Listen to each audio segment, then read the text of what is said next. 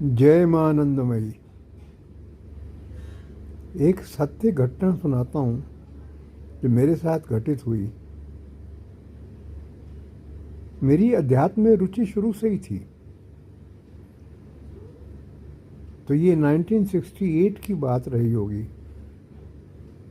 लगभग कह सकते हैं 70 वर्ष पुरानी। तब मैं यंग था, 19 साल, 19 ईयर्स मेरी एज रही होगी। तो मैं ऋषिकेश में गया हुआ था। देहरादून के पास ही एक स्थान है जहाँ बहुत आश्रम है।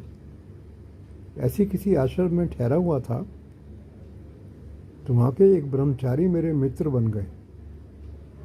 तो एक दिन उन्होंने कहा कि आओ आपको एक विचित्र चीज़ दिखाता हूँ।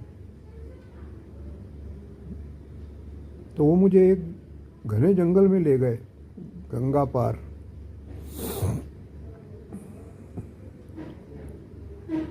तो बिल्कुल घने जंगल में चलते चलते ना चलने में भी डर लग रहा था। तो दिन का समय था। एक पिंजड़ा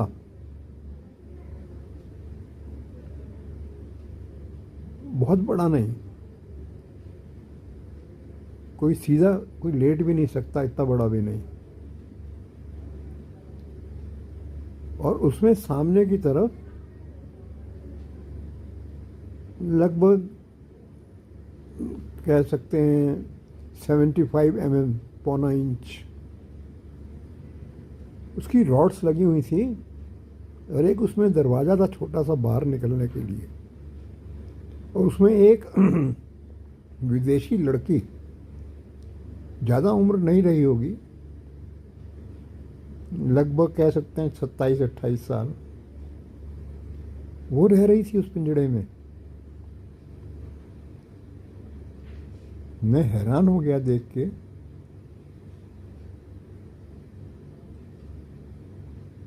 तो मुझे ब्रह्मचारी जी ने बताया कि पहले ये आश्रम में रहती थी, फिर इनके मन में इतना तेज वैराग्य पैदा हुआ कि उन्होंने इस प्रकार से रहना चाहा।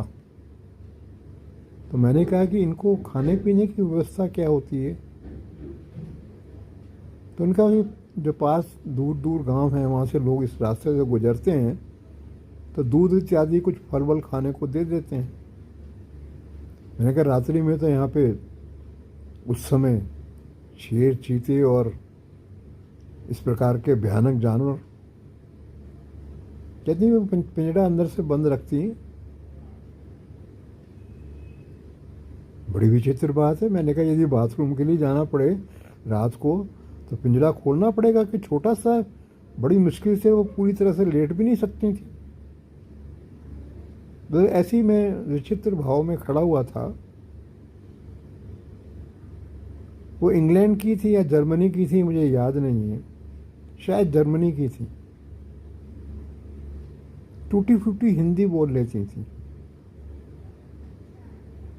तो मेरे मन का भाव पकड़ लिया उन्होंने। तो मेरे से एक लाइन टूटी फूटी हिंदी में कही कि भगवान को पाने के लिए सिर कटाना पड़ता है। बस इतना ही, बस और कोई बात नहीं हुई। फिर थोड़ी देर हम रुके रहे, वहाँ से लौट गए। ये सत्य घटना है। तो विचार करने वाली बात यह है कि भगवान को पाने के लिए सिर कटाना पड़ता है। तो भगवान को पाना, इसका अर्थ इतना सरल नहीं है जितना हम समझ बैठते हैं। सारे बंधनों से मुक्ति, बंधन मुक्ति,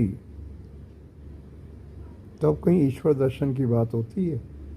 इससे पहले कुछ नहीं होता। वो बेचारी वो कठिन साधना करके अपने को बंधन मुक्त ही कर रही थी, और क्या। धन्यवाद। बस ये घटना सुनानी थी, सत्य घटना है। जय श्री माँ।